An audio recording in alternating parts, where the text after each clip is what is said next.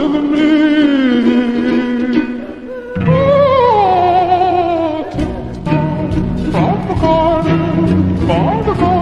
is why you should never go to Walmart at 3 a.m. A few years ago, two teenage girls were having a sleepover. They started feeling hungry, so they went to the kitchen to get some snacks. They opened the cabinet, but there was literally nothing for them to eat. So they decided to go to Walmart. As soon as they walked in, they bumped into a man who said he worked there, but he wasn't wearing a vest, so they knew he was lying. The girls just ignored him, and they went to the aisle with all the chips. As they were walking, they noticed that the man kept following them, but they still just ignored him. The girls started to pick out their snacks, but then all of a sudden, one girl screamed in fear. It was the man looking and smiling at them from another aisle. The girls ran to self-checkout and left as soon as possible. They got to their car and drove as fast as possible until they were home. The girls got home and they were terrified. 10 minutes goes by when they hear a knock at the door, and you won't believe what happens next, like for part 2.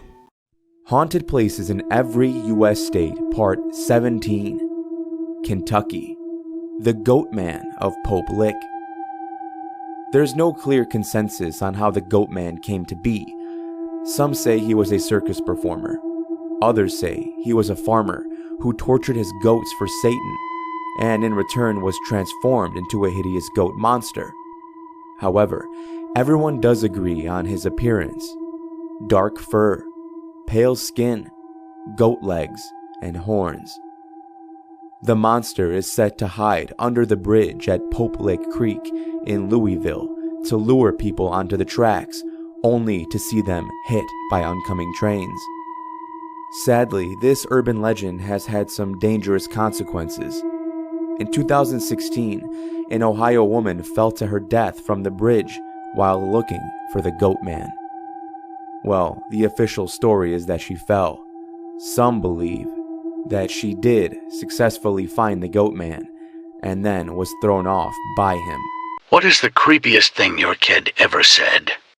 When my daughter was 3, she came in my room in the middle of the night, woke me up and said, "Mommy, can you please get the little girl out of my room?" And I'm sleeping. I'm like, "What little girl?" She's like, "The little girl. She's jumping on my bed. She wants to play with me. She won't get out of my room." I'm like, "Oh, just sleep with me." So she slept with me. The next day, I didn't think anything of it. Then she comes to me and says, "I'm so sick of Daddy moving my toys around in my dollhouse. He comes in my room and plays with my dollhouse and moves them all around." I'm like, "I highly doubt your father's doing that. He probably banged into it by accident, making your bed or something." This went on for pretty much every morning. Somebody's rearranging my dollhouse. Didn't think anything of it at all. The only reason I thought of it was because one night, me and my husband come in from outside, and our oldest daughter comes and says, oh my gosh, Mom, Dad, the freakiest thing just happened." And we're like, "What?" And she's like, "I came downstairs and Jen was in the kitchen. And then I see her walk by, so I walk to follow her in her room to see if she's okay. And I see her in her bed sleeping. But she was just walking. So I wanted to make sure that she wasn't tricking me. So, I tried to wake her up, but she was sleeping. She wasn't joking. "I think I saw a ghost."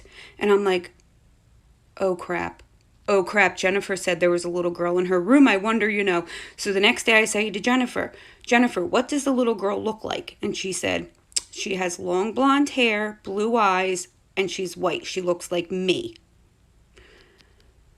Okay, because my daughter had long blonde hair, blue eyes, and I said, "Is she your age?" And she said, "No, she's younger than me. She's probably 2 or 3. Now my daughter was 4, maybe 4.5. So I'm like, holy crap. So, I'm on the phone with my mom and my sisters, and I'm like, I'm freaking out, and I'm like, what the hell do I do? And my sister reminds me, I trash picked that damn dollhouse, like right when this whole thing started going. But you don't notice little things, right?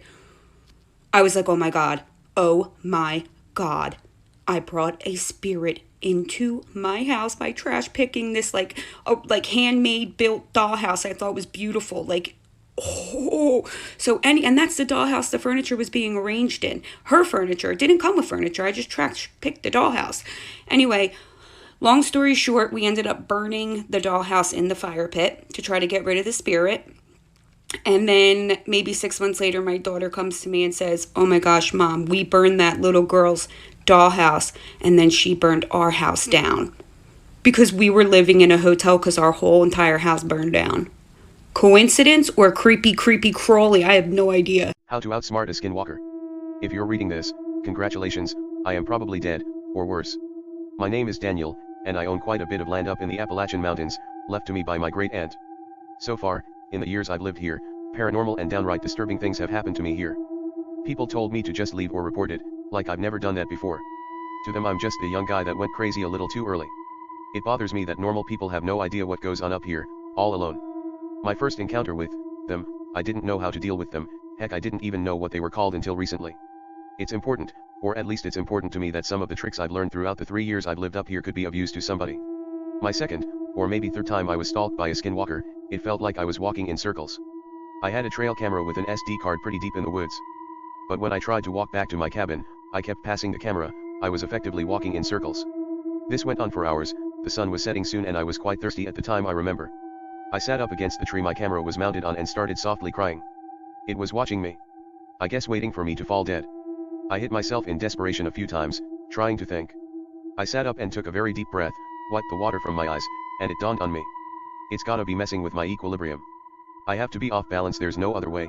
Teleportation in hindsight sounded stupid. But I could still walk, but my depth perception was slightly off. All I had to do was tilt my head as far as it would go into my shoulder, and walk back to my cabin. My ear was pressed into my shoulder, but even with one ear I could still hear how anxious the creature sounded pacing in the woods, hoping I didn't get away. Once I made it inside my cabin, I didn't come out for a couple days, for safe measures. Another trick they know is mimicking animals. I found that they like coyotes.